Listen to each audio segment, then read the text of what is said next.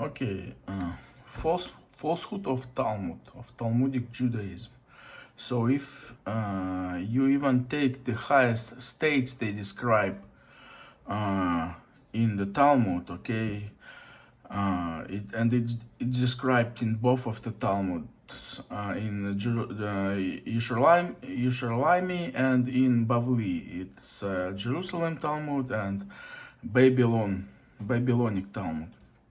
They describe the story describing there is a high state called Pardes, okay, and it's very similar to what I described when you your spirit, you're even observer, you are taken into this molten gold nature. By what exactly point it is very similar? It is similar by means of understanding that in this place good and evil split, and you are completely locked in the good. And you see here that evil is actually an entity. It is the demon. It is the Satan. Okay, and if you don't have connection to Satan, okay, you cannot sin because you are immersed completely in this molten gold nature, in the perfect will of God, and everything you do is benign. Everything you do is actually God's doing it. Okay, that's how it was in the Garden of Eden, in the paradise, before Satan came. So it was about disobeying God, disconnecting from Him, and actually connecting to Satan. So they say, well, Jesus, what does Jesus says? Jesus says, you come in and you come out back into your physical body and you find pasture. Because this molten gold, if you return to the body fully immersed in it, okay, you actually, your will, and when you your will and the will of this molten gold is the perfect will of the Father, okay, or the perfect will of the Son, you may say, okay, because you are not judged. But of course, but Rabbinic Judaism says that when you descend back into this level of physicality, you have to again be submitted to the laws, to the written laws. Okay? You have to be again be subject to the written laws. So meaning you don't have to be in tune with this molten gold nature. No. They say you have to go back to the written word. But the whole point of immersing into the perfect will of God and coming back, so the will of God is written, so to speak, in the fleshly walls of your heart. So, so the will of your heart comes from the will of this molten gold, of God's nature. Okay? So they make a mistake. They even they say they name 4 people who were in this highest place. Okay, of course. Well, according even to the same Talmud or to the stories of in Judaism, you know that there were more people. Like when if you talk about Baal Shem Tov. Probably he was also. So they missed the whole point. Okay, they missed the whole point.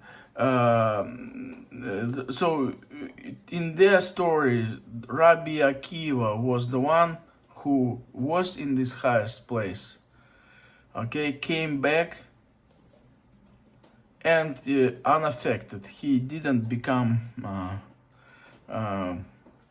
affected in his mind, okay? He came back normal, and he affirmed Judaism, okay? Judaism, which claims, according to rabbinical Judaism at the same time, which claims that King David didn't commit any sin with Bathsheba and Uriah. Well, you know the story. He took his wife, he sent him to fight to the avant-garde, to the first rows. Uriah got killed. So, and they make up a story to justify that. They make up a story that actually King David was supposed to marry this woman. Alright? And the story goes that he actually, instead of marrying her, to make it short, gave that woman to Uriah, Uriah the Hittite. Okay?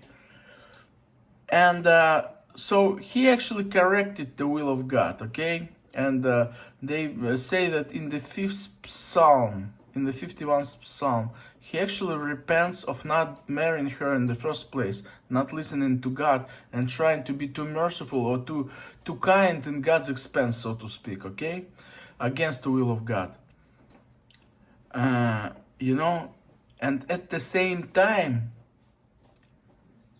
so they have to they have to make up such a story to justify walking by faith. Okay? And they say that God didn't ascribe this sin actually as sin to David. Okay? So his sin was not that he set up Uriah Hittite and married the woman, but that he, didn't marry her himself in the first place. That can be the case, actually, but if you admit that the whole point is walking by faith, that David, was supposed to listen to God and was supposed to do according to faith and not according to neither written law nor his kind of unlawful, so to speak, quote unquote, graciousness, meaning like giving a woman he's supposed to marry to another man. All right. Now, in the situation with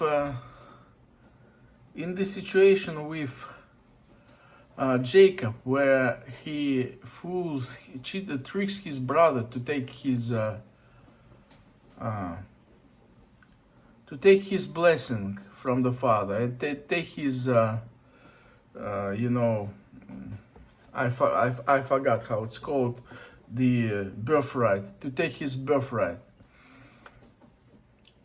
Was it a sin? Actually, no. The Bible never and nowhere in the Bible it is said it was a sin. Actually, Jacob was acting by faith.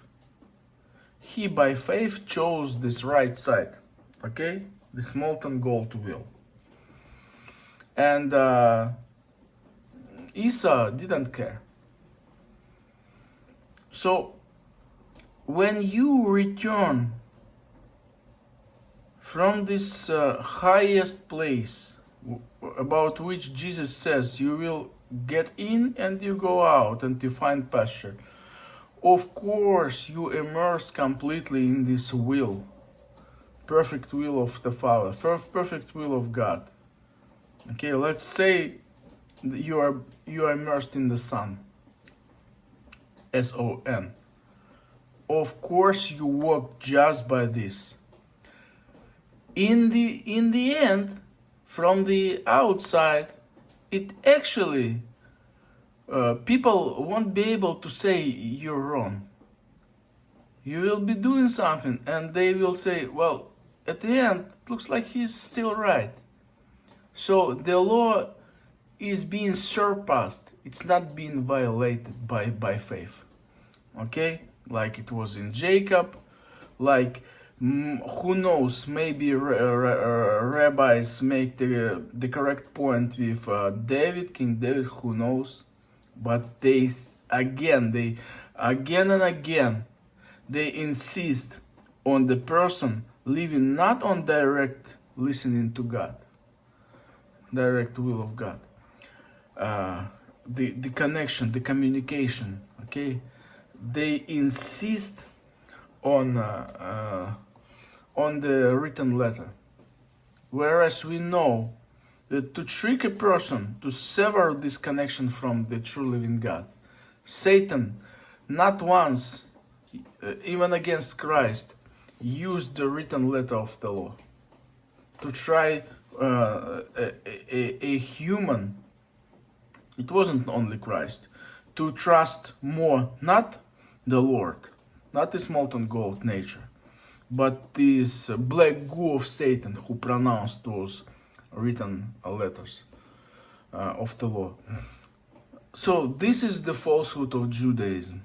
They want to live by faith when it's convenient, and they still want to reject Christ, who was saying about it. Well, Christ, the living by faith mostly was insisted upon by Apostle Paul. But Christ said exactly, so I came, the kingdom of God has arrived, the door, okay, is about to be open, okay, you have to believe in me because I'm the door and the path and the truth. Okay, so if you contemplate, if you look at Rabbinic Judaism, well, Talmudic Judaism and Talmud, you see the same Pharisees. Jesus was, confronting. The same desire to, hold the power, instead of letting and showing people how to connect directly to God and be subject only to God directly, okay, and not subservient to human will outside, okay.